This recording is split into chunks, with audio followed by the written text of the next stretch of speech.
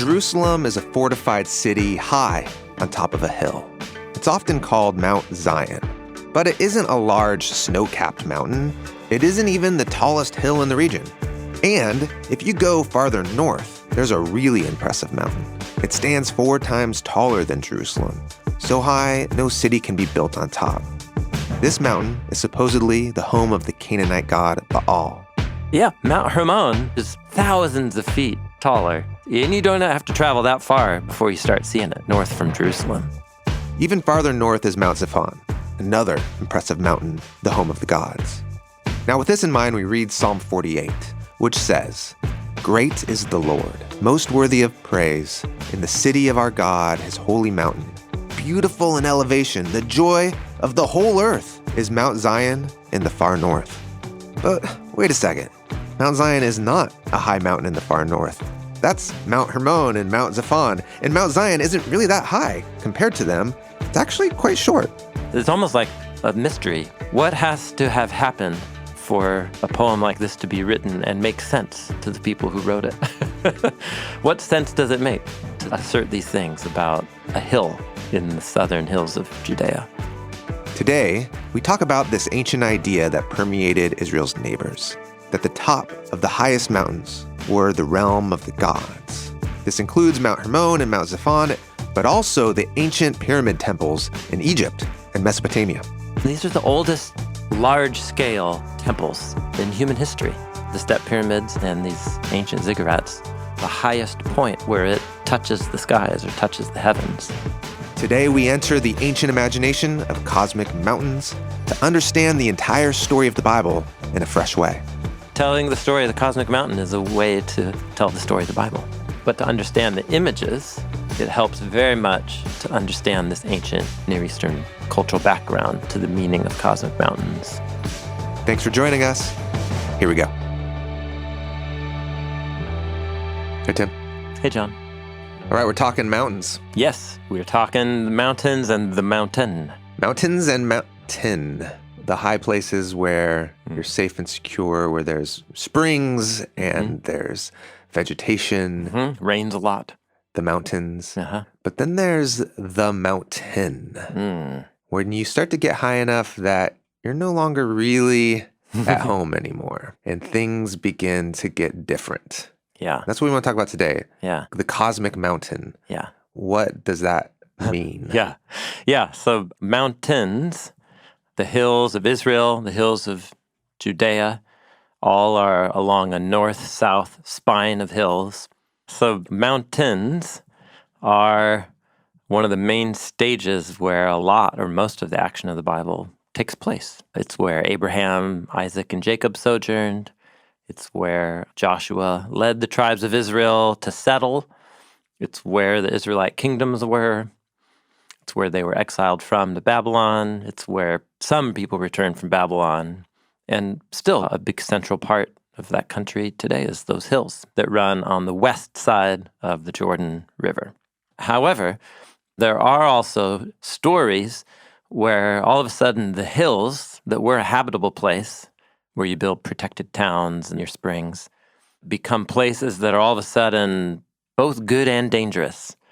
Places where people encounter God and where they're close to the heavens, where heaven and earth overlap and become one.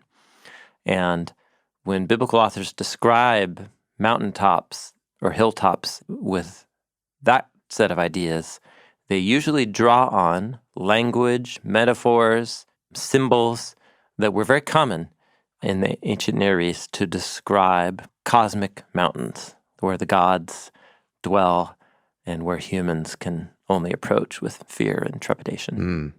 I actually went hiking over the weekend and went to Lookout Mountain, which is a peak on the east of Mount Hood. I think it's about 6,500 feet. And it was really windy. It was a beautiful, clear morning, but cold.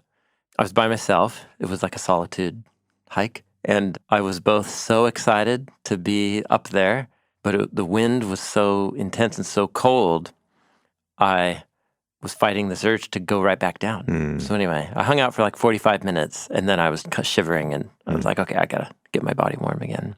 But it was so interesting, because like I wanted to be there, but I also wanted to leave, because it felt like not my place. Mm-hmm. So there's an experience of being on top of mountains. It's not my place. It's where the mountains that are habitable change into the uninhabitable realm.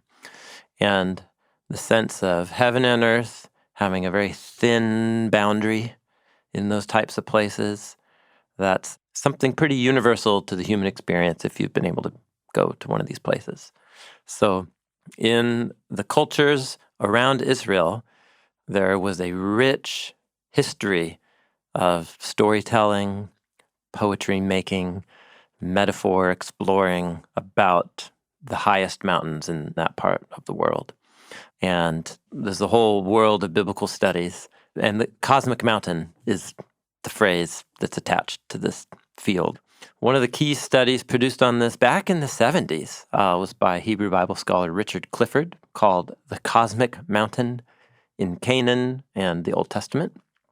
And then there's been lots of studies, scholarly articles since then. So what we're going to do real quick is survey, like, what were the conceptions of the meanings of the cosmic mountain in Egypt, Babylon, and Canaanite literature and mythology. And then just kind of a quick survey for why that's helpful and relevant for the ways that the cosmic mountain imagery is adapted in the storyline of the Bible. This is our mission, should we choose to accept it. Let's do it.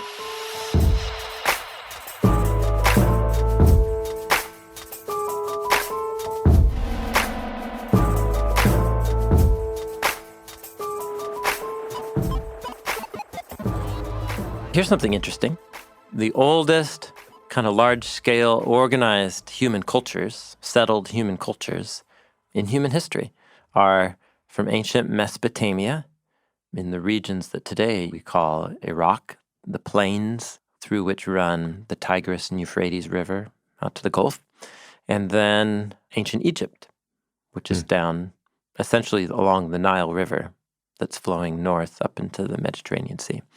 So these are two of the most ancient cultures, and both of those regions, which are the oldest large-scale agricultural city-based civilizations in human history, they're both in really flat river delta. They're actually really flat. Yeah. The Nile River Delta and the Yeah. Euphrates and Tigris River Deltas. Yeah, there's no mountains nearby. Ah. But what is fascinating is in both of their literatures, they retain lots of memory about the meanings of mountains. So it's a good example of how these cultures are preserving many generations of experience from their ancestors that certainly journeyed through mountains to settle in those areas, because they have a rich mythology about mountains, even though there weren't any like nearby. What I'm also going to refer back to here is our cosmology series on the podcast from multiple years ago, where we actually take whole episodes to go into ancient Egyptian cosmology and then ancient Mesopotamian cosmology. So I'll just link back to that. But one of the most prominent and enduring creation mythologies in Egypt begins with describing creation similar to Genesis 1, verse 2. It's just unformed, undulating waters, just dark, unformed waters. And the first thing to emerge up out of the waters is this primal hill associated with the primordial god Atum, which is the dry land. It's the dry land emerging up out of the waters. Okay. And then when the dry land is saturated with the waters, but not overwhelmed by it, it can begin to grow things, come out of it, like plants and animals and people and so on. This mythology is connected to a city with a network of temples called Heliopolis. So this is called the Heliopolitan creation mythologies. They have a story of the primal hill, which is also a god. Yeah, that's right. Yeah. Coming out of the chaotic waters. Yep, as the source of all life. Even though in Egypt it's in a river valley delta, there's no mountains, but there is still this underlying conception of the dry land that we're on. Yeah, it's high above the sea. It's higher than the sea, which if they traveled far enough downriver, they would get out eventually to the Mediterranean Sea. Yeah. So just the basic intuitive that the dry land's above the waters. And what is a river delta except the place where Oh, yeah. there's enough saturation between the land and That's right. the sea Yeah. where you can have life? That's right. And actually, the Nile River Delta is a gigantic territory where the river breaks into dozens and dozens of smaller tributaries, and it's a really wet land. But this basic conception is that it all used to be water. That's the non-ordered pre-creation state. And the beginning of reality is of the dry land emerging up out of the water. And just that conception of a primal hill or mountain emerging up, surrounded by the chaos waters, is the key iconic image from the Heliopolitan creation mythologies of ancient Egypt. So we're talking here in the 2nd millennium BC, down in Egypt. What's interesting is that at the same time, there is the parallel Mesopotamian culture developing way to the east in the river delta regions of the Euphrates and Tigris. And many Mesopotamian cosmologies, not all of them, but many of them, begin with a similar conception of the pre-creation state being chaos waters, out of which a huge mountain emerges up out of the sea, the top of which is the realm of the gods, where there are temples or tents or the houses of the gods up on top. So the most famous is, again, one that we discussed in our cosmology series, is called Enuma Elish, which begins with the undulating, unordered waters and with the dry land appearing up out of it. Then the dry land is threatened by those waters. The waters are called Tiamat, and the patron god of Babylon, Marduk, battles the waters and the dragon in those waters to bring peace on the mountain land, and then goes up to the top of the mountain and sets up a temple and has a big feast. So when we talked about this in the cosmology series, we were then looking at how in Genesis 1, God separates the land from the water. That's right. And so that's this ancient image that neighboring cultures share. Cosmic mountain theme begins with the theme of the safe place that humans can live. The dry land. The dry land out of the waters is, in some sense, the origin of the cosmic mountain. Being up out of the waters is being up on this mountain. To be on the dry land is to be on the lower flanks of the cosmic mountain. Of a cosmic mountain, yes. Okay. Yeah.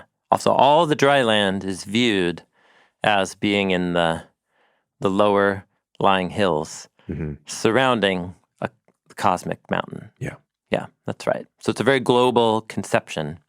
In our minds, it would be of just an infinite sea with like an island. Like think of the Hawaiian Islands, something like that. Or like one of the Hawaiian Islands. Yeah, one of the Hawaiian Islands. And it's not hard if you are part of a human community that's migrated around. You've seen that there's big bodies of water that you can't see the other side of, and you're on the dry land. And, that's the kind of the picture you would imagine. So both Egyptian and Mesopotamian cosmologies have this concept of if you're on the dry land, you're on the flanks of a cosmic mountain. Okay.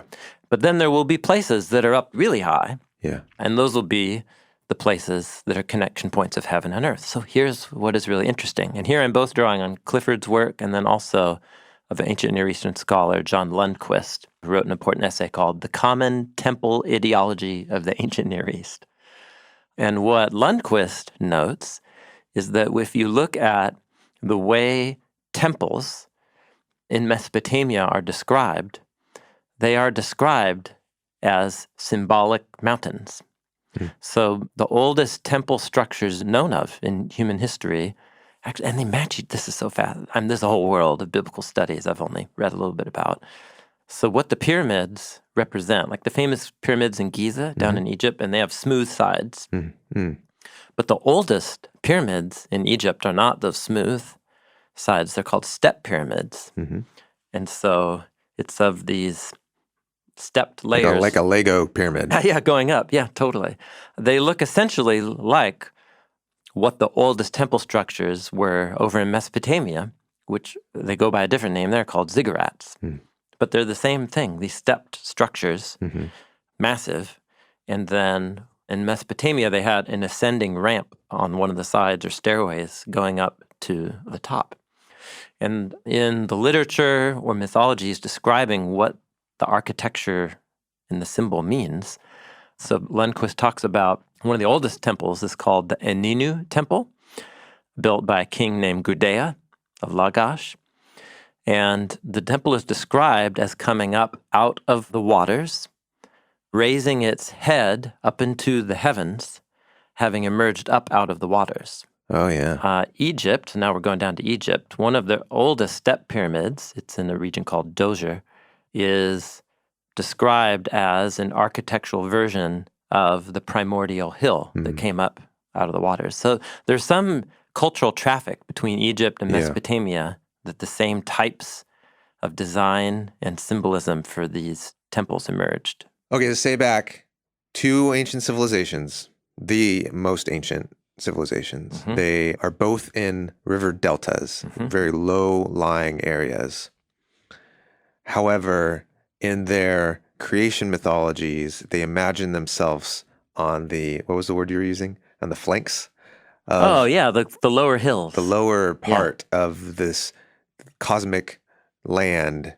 And so they don't live up there in the hills. They live in the river valley delta. Yes, yeah. But when they build their temples to connect to the divine, they build these manufactured mountains. Yeah, that's right. They create mountains. Out of bricks. Yeah. And that reach up high to the heavens, and they are describing them as the cosmic mountain that they don't live in, but they want to be connected to. Right. I mean, these are the oldest large-scale temples in human history, are the step pyramids and these ancient ziggurats here. Surely humans had shrines and holy hills before then. Okay. But what they're symbolizing is, one, a conception of the world that out of the waters emerged the dry land, and that the dry land itself has a highest point where it touches the skies or touches the heavens. And then these temples are models of that, symbols of that. Namely, that these are meeting places of heaven and earth. So that goes for Egyptian and Mesopotamian.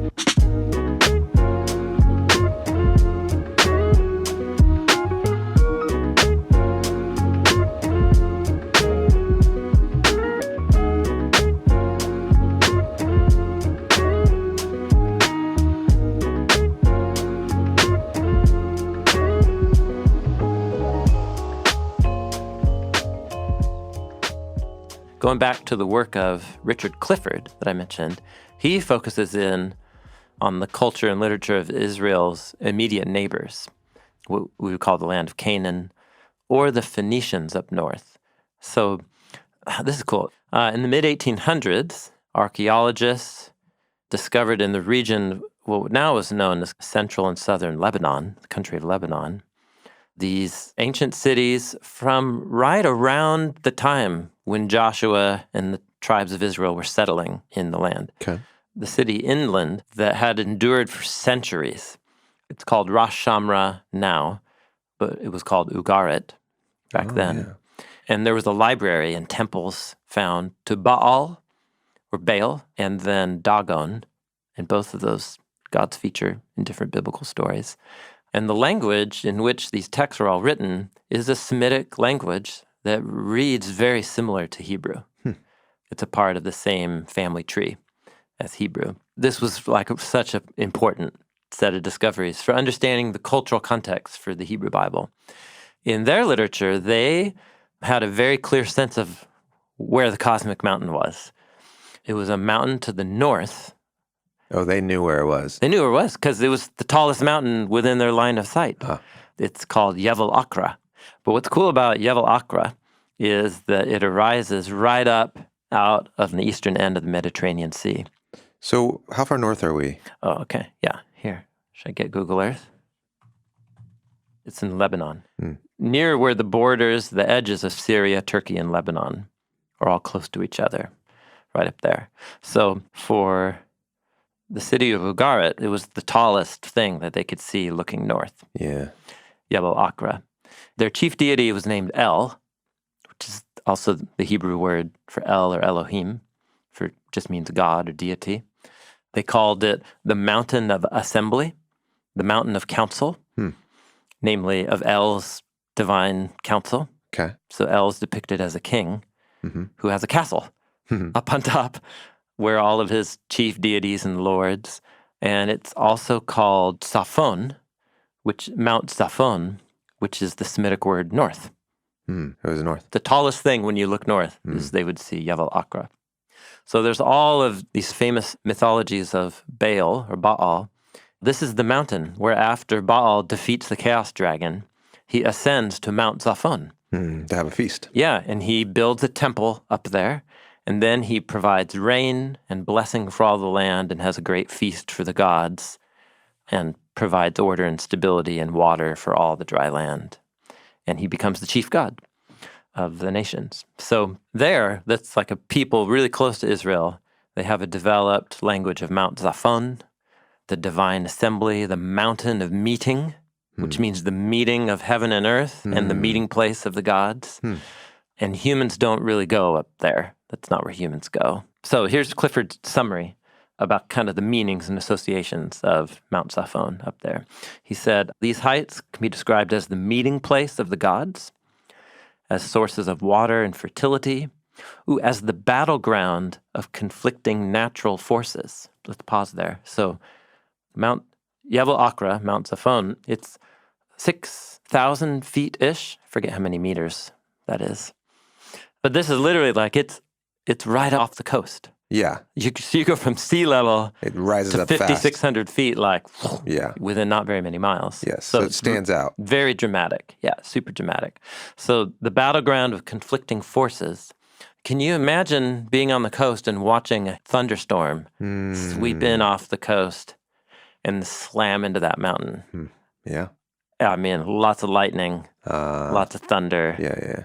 monsoon rain. I mean, just intense. So the gods are battling it out. That's the dragon versus it's the Baal. dragon going up to battle. Yeah.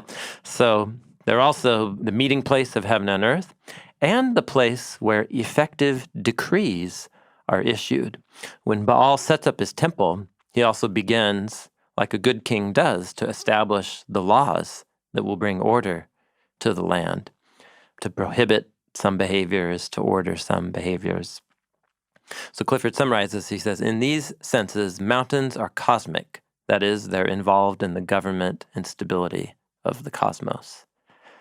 So we're trying to just stock our mental encyclopedia with what it feels like to be an ancient Israelite looking at a mountain. What do mountains mean? What do mountains mean? In the vocabulary, in the psyche of an ancient Israelite. Yeah. Just like humans go to high places to build fortresses and cities, and kings will set up a capital there to bring order to the land. So also that's a reflection of the gods who do the same thing. Okay. And so if you have a king or a ruler, they'll choose one of those spots. Yeah. Okay. And then rule. And what does it mean to rule? It means to govern, to establish laws that will bring order. Okay. Humans do that. Humans do that. The gods go to even higher places. Yeah. And build their versions. That's right. Okay. Yeah. It's a mirror relationship. Humans are a mirror of what the gods do on the mountains. Okay. So when I think of mountains, and this is back to our last conversation, I think of outdoorsy recreation. Yeah, you totally. Right? Yeah. I think of hiking and... Yeah, for fun or thrills. Yeah. Yeah. And connecting to nature. Yeah. When an ancient in this part of the world thinks of mountains, they think of a place I don't belong, where the cosmic forces are at war, where divine edicts and councils of gods, all this stuff takes place. Because what happens up on those mountains affects everything for us down here in terms of weather and water sources and so on. Yeah. I'm not going to go up there so I can shred some pow. I would only ever go up there to dare to go up there. Yeah. To deal with. To encounter the gods. The gods. Yeah. Yeah. Yeah. Because then you'll likely die. Yeah. Because it's just struck by lightning, fall in a crevasse. There's no water once you get no trees, once you get up past a certain point. Yeah. Why would you go there? Yeah. There's no reason to go up there. Right. But yet, simultaneously, those mountains are the source of water. Water flows down from them, and that gives us life. The rain clouds come off from the mountains and give us fertility to the land. So when the gods are smiling upon us, that is. If they're angry, they'll send a storm cloud and just Storm and fire. fire and all that. Sometimes they shake. The mountains shake. Earthquakes. Yeah. And that just destabilizes everything. Yeah. Yeah, that's right. That's it. All right. Okay. So the biblical authors grew up in an environment where this is the cosmology, conception of the dry land, and the conception of mountains. And so what we're going to watch them do is adapt and adopt. This is true. I'm thinking of other places where we've seen themes. The Chaos Dragon was the most recent one, where they adapted a famous mythology from their neighbors, but then adapted the symbols in light of their conviction of Yahweh as the one God, creator of heaven and earth. So they're going to do something similar here. So did the authors of the Bible and or the characters described in the Bible think that Baal was a real deity or not? It seems like not. Okay. Yeah. In fact, the whole premise of the story of Elijah versus the prophets of Baal in 1 Kings is that he gives the Baal prophets a whole morning and early afternoon to call out to Baal, and there's no response. And then there's this phrase, Ein Kashav, no one was even paying attention. Meaning there was no Baal to even pay attention. Oh, okay. And then Elijah jokes. He's like, maybe he's sleeping. Maybe he's going to the bathroom right now. Oh, he's throwing shade. Yeah. However, the biblical authors do believe there are other spiritual beings at work in the world, but they're not like rival gods of Yahweh.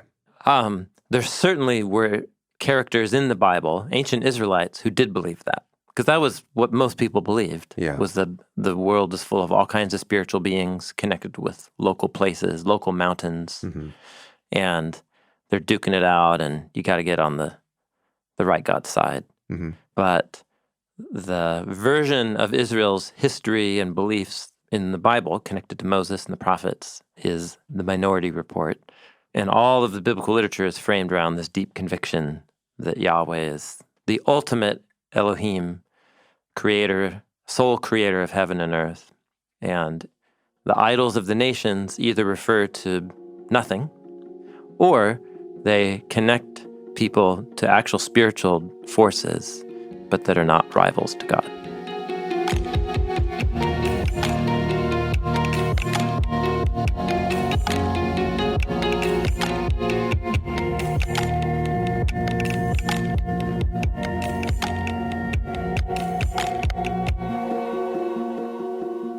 Psalm 48. Yahweh is very great, very worthy of praise, in the city of our God, on his holy mountain. His holy mountain. Yes. This is referring to Jerusalem, I imagine? Yes. So this is a psalm of the sons of Korah. Oh. This is a Levite choir that David appointed to sing hymns to Yahweh in the temple. Okay. It's connected to that crew. And the city and the mountain being referred to is the city of Jerusalem and Mount Zion. But it's called a holy mountain, a mountain with a sacred top. Okay. Beautiful in elevation, the joy of all of the land. So this is one of the highest points. It's beautiful on top, and it's the source of joy for all of the land. So even right there, you're kind of like, I think we're in cosmic mountain territory here. We're describing a high mountain with a sacred top where God lives, and it's the source of goodness and joy for all of the land below. That's Mount Zion, and then you get this phrase, in the far north. It's the Hebrew phrase, Yarkate Zaphon, meaning in the farthest regions of the north. Okay. Well, I guess if you're like in Egypt, maybe it feels that way. Exactly. Yes. But if you're an Israelite, you realize there's much farther north. Yeah. Mount Hermon, which is way thousands of feet taller. Yeah, it's farther north. And it's bigger. It's 4 times taller. Okay. And this phrase, the Yarkate Saphon, the far recesses of the north, is exactly the Semitic phrase used to describe Jebel Akra, Hmm. Mount Zaphon in I see. in Ugaritic literature, Which is also north. which is north of the city of Ugarit. So what's happening here is these poets are taking the language that their Canaanite and Phoenician neighbors used to describe the mountain of Baal in the north. Uh-huh. You think that's beautiful in elevation? You think your mountain's Yeah. where Yeah. everyone's going to get hmm water and life coming down from hmm and bring joy? In reality, that's Yahweh's mountain. Hmm. Yahweh's mountain is the real Mount Zaphon. Mount Zion, Jerusalem, is not one of those mountains, right? In terms of topography or elevation. Yeah. So the Mount Zion, which is in the mountains, becomes the mountain. Because notice how the elevation of Mount Zion is prominent. It's here in the poem. The Mount of Olives, which is the hill next to Mount Zion, is taller. Higher. Yeah, you look down on, you would look down in Jerusalem. Yeah, it's just a few hundred feet, maybe 200 or 300 feet higher. Yeah. The biblical authors claim that Mount Zion is the most cosmically tall mountain in all the earth, even though it is quite visibly not the literally tallest mountain. Yeah, when you're in Jerusalem or on Mount Zion, you don't feel like a mountaintop where you look around and you see everything. You just kind of feel like, oh, I'm in the hills. That's right. Yep. And there's, you can see kind of downhill. Yeah. But then you can There's also vantage points. You can see across the valley and see a taller hill. Yeah. Yeah, that's right. It's almost like a mystery. If you're in the city of Jerusalem, and there was a temple there, and Israelites gathered there to worship. And if you were visiting there one day, you might hear the Levites singing and saying things like this: Yahweh, great, worthy of praise, in the city of God, on the sacred mountain, beautiful in its height, the joy of all the land, Mount Zion, in the far recesses of the north. Yeah. And then you look around and you're like, okay, we're not far north. Not far north. We're not the highest thing around. Yeah. What are you doing? Yeah. And most of the other nations don't even really care about us. But we're the source of joy for all the land. So what has to have happened for a poem like this to be written and make sense to the people who wrote it? What sense does it make to assert these things about a hill in the southern hills of Judea? That's kind of a way of thinking about it. And one way is that they are using the words and images of their surrounding cultural neighbors to talk about I hesitate to use the word symbol. Meaning? The meaning of this hill. Yeah. And the meaning is that the spiritual being who's taken up residence here among us. Yeah. Is the cosmic king. He is the cosmic king. Yeah. So this must be the cosmic mountain. And this must be the cosmic mountain. This is the reality of which Mount Zaphon up in the north is just the parody, the shadow. What the Egyptians, are doing with their pyramids, and the Babylonians with their cosmic mountain temples over there are just pictures and images of the real thing that's happening right here. That's the underlying rhetoric or claim of Psalm 48. So what the biblical authors want to do is tell the story, and they frame the story, which is how did Mount Zion become a cosmic mountain for a time? So this is where I think we get into the biblical story, which is the way that Mount Zion can be called a cosmic mountain stands as part of a bigger storyline that began with the first cosmic mountain, which is the dry land of Genesis 1, which has its peak on Mount Eden in Genesis 2. And then what happens on Mount Eden gets connected to what Noah does on top of Mount Ararat. And that's connected to what Abraham experiences on the top of Mount Moriah in Genesis 22.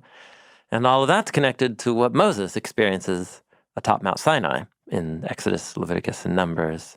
And once you follow all those threads, then you can see why David brought the tent made to mirror what was happening on top of Sinai and how Sinai was meant to be a Moriah, Ararat, Eden type of place. And it all culminates in the tabernacle and then the temple of Jerusalem and what happens after that. Okay. So in a way, telling the story of the cosmic mountain is a way to tell the story of the Bible. But to understand the images, it helps very much to understand this ancient Near Eastern kind of cultural background to the meaning of cosmic mountains and the meaning of these symbols. Yeah. So next step then is to Mount Eden. Yep, to the top of Mount Eden, which is not called a mountain in Genesis, chapters 1, 2, or 3.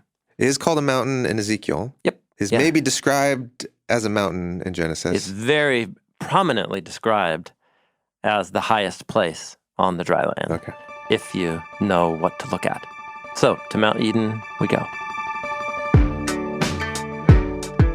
That's it for today's episode. Next week, we'll look at how the biblical authors subtly portray Eden as a cosmic mountain, the overlap of heaven and earth on a high place. It's on Mount Eden that humans are placed and given a choice. Will they trust God's voice and wisdom, or will they seize the knowledge of good and bad on their own terms? So this sets up the drama. Humans are the image of God, and they are made to rule and be responsible for the world. But the way that humans are going to become truly wise partners with God is by depending on the wisdom that is above and beyond our own, what our eyes see and what our stomachs want. This is the introduction of what will become the plot conflict of the entire biblical story. Bible Project is a crowd-funded nonprofit, and we exist to help people experience the Bible as a unified story that leads to Jesus. Everything that we make is free because of the support of thousands of people just like you. Thank you so much for being a part of this with us. Hi, this is Giancarlo, and I'm from Zephyr Hills, Florida. Hi, this is Vienna, and I'm from Washington State. I first heard about Bible Project at church when a friend yelled, "Hey, Bible nerd, you're gonna love this." I first heard about Bible Project when I was looking to find resources for studying the Bible when I was becoming Christian. My favorite thing about Bible Project is being able to use the videos with people who have questions about God, the Bible, and how to live a Christian life. My favorite thing about Bible Project is Tim and John's personality and manner and clear teaching that helped me grow in my journey to Christ. We believe the Bible is a unified story that leads to Jesus. We are a crowd-funded project by people like me. By people like me. Find free videos, articles, podcasts, classes, and more on Bible Project app and at BibleProject.com. Hey everyone, this is Lindsay, and I'm the producer for the podcast. I've been working at Bible Project for about 4 years, and as a producer, I manage projects, deadlines, and coordination behind the scenes to make the podcast happen. It's a fun challenge to work at increasing our project efficiency in a way that helps our team members work with less hurry and greater margin to be creative and bring you the most thoughtful content that we can. And I really love that I get to learn with you about the Bible while I work. There's a whole team of us that bring the podcast to life every week. For a full list of everyone who's involved, check out the show credits in the episode description wherever you stream the podcast and on our website.